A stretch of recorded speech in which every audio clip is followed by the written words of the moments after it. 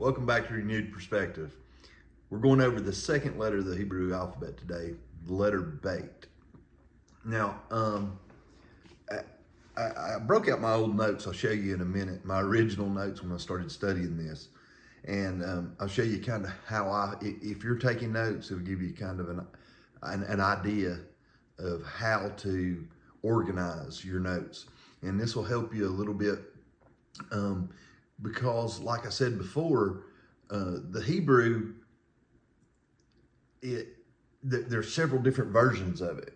So when you're looking up a word in the Bible, you'll generally find it in the modern Hebrew, and then you have to relate the modern Hebrew to the Paleo Hebrew to figure out the spelling of the words. It's sometimes a little arduous, but I want to show you both versions of the letter so that you can start applying these spellings and applying the meanings, these complex meanings of each letter, so you can begin to get a better understanding of the word. So without further ado, the Bet. So the Bet in Paleo kind of looks like this. It's a picture of a house or a tent in the way that the old days, a tent was laid out in a pattern so that rooms could be divided with curtains and the inner room was in the middle. So it followed this pattern, and it would continue out how many ever rooms that they needed. But the picture is of a house. And sometimes in the Paleo, you'll see it like this, drawn like that. But the letter is B, or gives the B sound that we know. And this is the modern Hebrew, what it looks like. It's also the number 2, and it's pronounced bait or bait.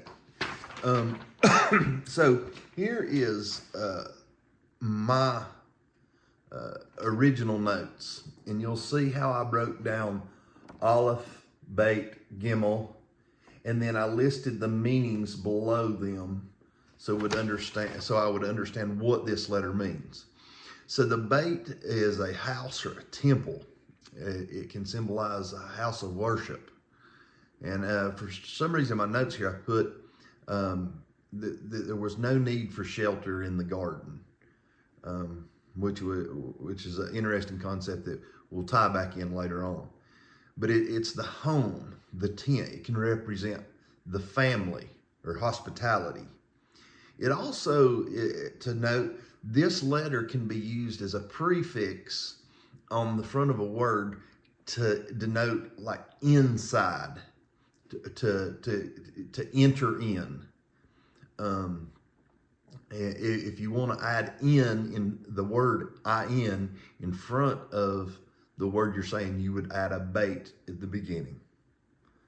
So that's your second letter, bait. Now that we've come to, we've covered 2 letters, I want to help you understand how the Hebrew language is constructed. So we've covered the Aleph and the Beit, and that gives you your first word in Hebrew. The word is Abba, Aleph Beit, Abba, or father.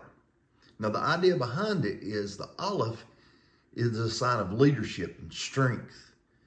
And so the father is the leader of the home, which is the Beit, or the leader of the tent, the strength of the tent, the protection of the tent.